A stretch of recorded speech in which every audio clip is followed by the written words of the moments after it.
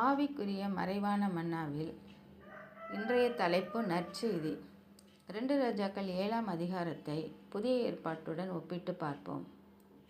சீரிய ராஜா தன்னுடைய இராணுவத்தால் சமரியா தேசத்தை முற்றுகை போட்டு அதை அழிக்க நினைத்தான். அதை புதிய ஏற்பாட்டில் பிரதான ஆசிரியரும் மூப்பரும் சதுசேயர் பரிசேயர் யாவரும் இயேசு கிறிஸ்துவையும் அவருடைய உபதேசத்தையும் பகைத்து அவரை அழிக்க நினைத்தார்கள்.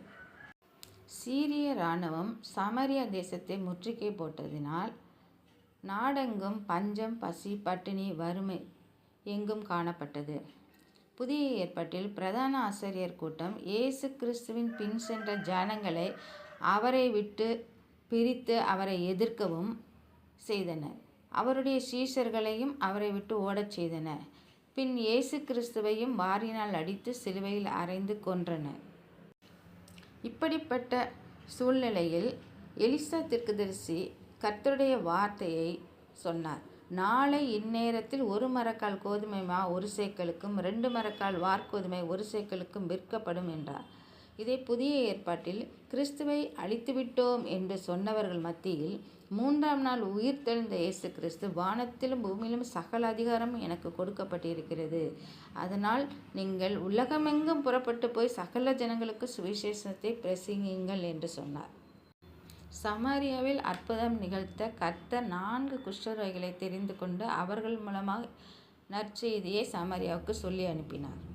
புதிய ஏற்பாட்டில் 4 சுவிசேஷங்களை கொண்டு இயேசு கிறிஸ்துவின் நற்செய்தி உலகம் முழுவதும் பிரசங்கிக்கப்பட்டது. பழைய ஏற்பாட்டில் கர்த்தருடைய வார்த்தையை விசுவாசியாத ராஜாவின் பிரதானி அற்புதத்தை கண்டான், ஆனால் புசிக்காமல் கூட்ட நெரிசலில் மிதிக்கப்பட்டு மடிந்தான். அதேபோல் புதிய ஏற்பாட்டில் ஏரோது சீஷர்களை கொண்டு கர்த்தர் செய்த அநேக அற்புதங்களை கண்டும் கர்த்தரை மகிமைப்படுத்தாமல் யூதர்களை பிரியப்படுத்த எண்ணினான். அதனால் புழுத்து செத்தான். 1 மரக்கால் கோதுமை மா என்பது புதிய ஏற்பாட்டில் இயேசு கிறிஸ்துவை குறிக்கும். நானே ஜீவ அப்பம் என்று கர்த்தர் சொன்னார்.